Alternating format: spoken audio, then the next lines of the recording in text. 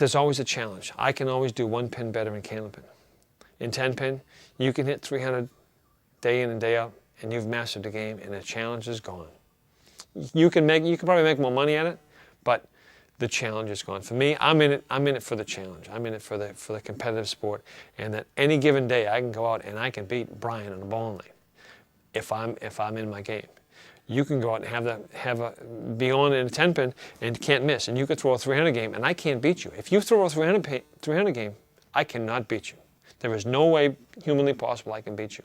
In Candlepin, that's never been done. The highest game is 245. And whatever you throw, I can beat it.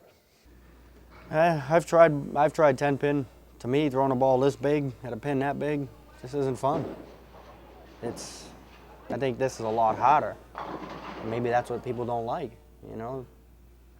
I don't know. They've actually got Candlepin bowling down south in different places, and you figure Florida would be a great place. A lot of older people, nothing. They all like 10 pin. It's all that's down there. I can't figure it out. But when they ask why Candlepin bowling never expanded in the heyday, we have a lot of good answers from a lot of intelligent people. But one of the things that I've always keyed on is simply a bottom line capitalistic free enterprise approach that's called supply and demand.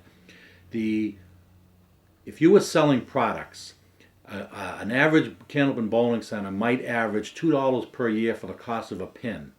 The cost of 10 pins is about $14 to $15 per year per pin. If you were selling pins, what would you rather be selling? Same thing with pin setter parts. The average Candlepin pin setter, once it's up and running the way it should be, might cost $100 a year in parts, whereas a 10 pin setter may cost close to $1,000 a year in parts. If you were selling parts, what would you rather be selling? And you can see how I can go on and on with these analogies, but the whole point is, if you were a company, what industry would you rather be in, and what industry would you rather see grow? Well, I can tell you, and I'm going to point my finger directly at Brunswick and AMF, who used to build all the bowling centers, never wanted Candlepin bowling centers to grow outside of New England. It's not that people wouldn't enjoy it, it's just that it would be very expensive to pick up a bowling center out of, say, Londonderry and drop it down in Columbus, Ohio. It would take years and amazingly skilled promotional efforts to get people into that. Just anything new takes a long time. Unless, of course, you get lucky and all of a sudden Jennifer Lopez decides that she wants to adopt Candlepin bowling as the cool thing to do. Ted Williams of the Boston Red Sox helps to keep in shape by bowling.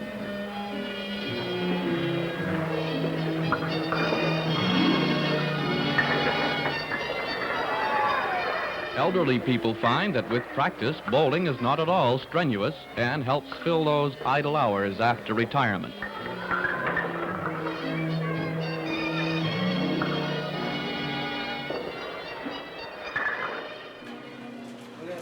What are we getting for score sake now? Well, last year I ended up with a 63, so don't expect too much.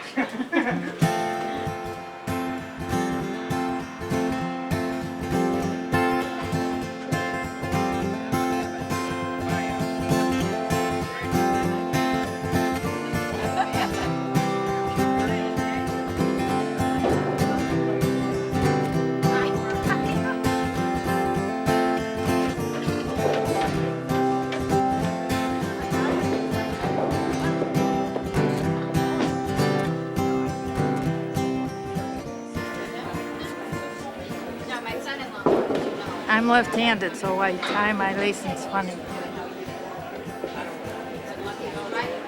What's the money for? It's the bowling and the dues that we pay, that we have a banquet at the end of the year. I hope you're all happy with your teams. I tried to do my best. We need 2 more bowlers to make it full team. Yeah, 1 for our team. So that'd be good. Okay? Have fun.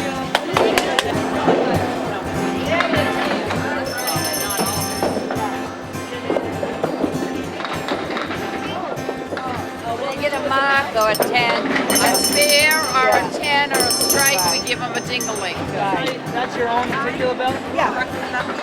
Does it bring you any luck? Not really. Can I see you ring it? Can I see what's up? You can see me do anything you want. She's a good bowler. I was a good bowler. You still are. You still do very well with a brace on. Well, I think it's better than nothing, yes. Come on, Nina.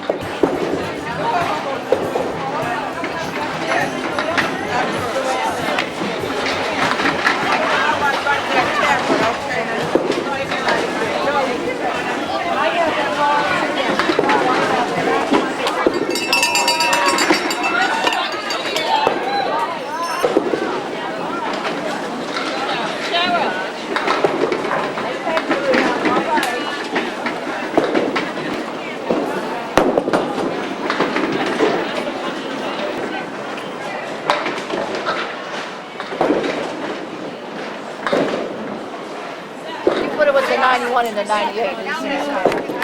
I was in the 70s all the time. That's the highest score I've got for quite a while. Yeah.